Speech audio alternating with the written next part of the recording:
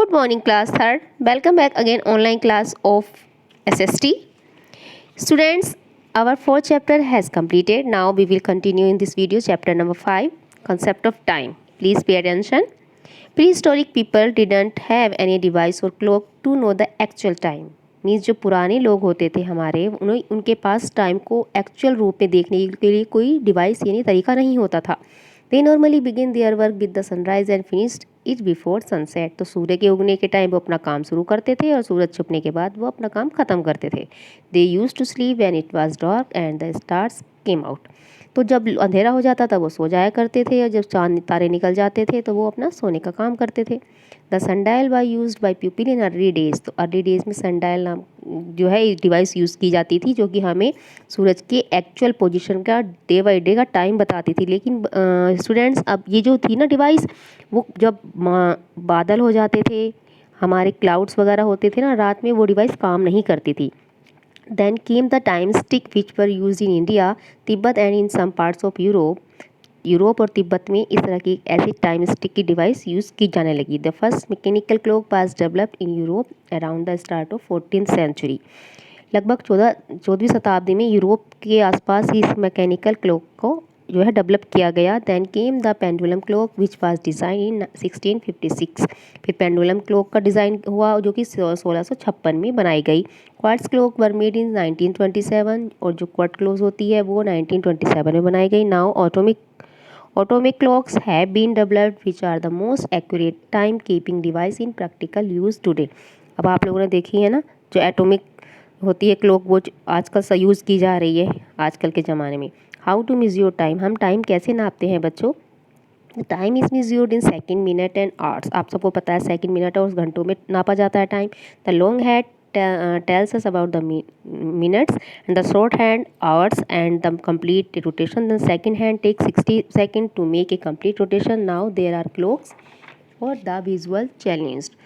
These clocks have display that can be read by using sense of touch. 60 seconds equal to 1 minute, 60 minutes equal to 1 hour, 24 hours equal to 1 day. Means 7 days equal to 1 week, 4 week equal to 1 month and 12 months equal 1 year. Understood? The clock face has only 12 hours, so the hands go round twice to make 1 day. The tick of a clock is a second. Understood? You can see in the wall clock. 60 ticks makes a minute, 60 minutes make an hour, 24 hours make a day. Is it clear? Now telling the time. The day begins with the rising of the sun. It is called the morning. सबको पता है जब सूरज निकलता है दिन शुरू होता है. मॉर्निंग टाइम होती है वो. It is the time to start our day. तुम्हारा काम शुरू करने का टाइम हो जाता है. We go to school in morning time में हम लोग स्कूल जाते हैं. B C around 12 PM. The sun high up in the sky. जो सूरज है पूरा आकाश में ऊपर आ जाता है 12 बजे, है ना, पता है ना. It science brightly at this time. ये पूरा अपने बहुत ब्राइटली चमकीले बहुत तेज़ के साथ चमकता है. The shadows are short in this time. इस समय जो है हमारी परछाई जो है कम दिखाई देती है. वी कॉल इट नून क्योंकि उस समय दोपहर होता है. It is also called mid day यानी हमारा आधा दिन वो होता है. Then gradually the sun seems to set. और जब सूरज छिपने वाला होता है the light of the sun becomes dim. तो जो सूरज की लाइट होती है बच्चों वो थोड़ी धीमी हो जाती है. We call it evening. उसको हम शाम बोलते हैं. The sun slowly goes out of sight. तो सूरज जो है धीरे धीरे जो है वो है अपनी दूसरी दिशा में जाने लगता है. When it is dark. जब अंधेरा हो जाता है वी कॉल इट नाइट. उसको हम रात बोलते हैं.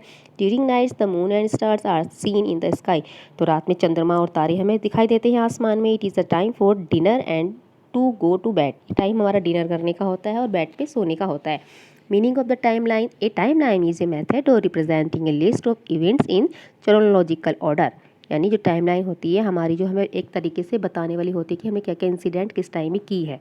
To display the time line we can use any time scale in accordance with the subject and data. Timeline tells us what happened when we, how much time went by between events. Means how many events have passed in our life. Then timeline tagged us so that we can know how many things there is happened. Uses of timeline. What is the uses, students? A. Timelines are very useful for understanding the chronology order of historical, political, economic and social trends and events. Understood? Means we can know how historical events, political, economic and social trends happened during the timeline. B. Timeline are also used to form an image of time lapses between events, durations, and overlapping of events. C. Students can trace the dates of birth of their family members on a timeline or chronological order. D. Timelines are also used to know the chronology of the universe. Is it clear? Means timeline is very useful for us. So it is sufficient for your explanation, students. We will meet you again taking the exercise and question answer in our next video. Till then, take care. Have a nice day.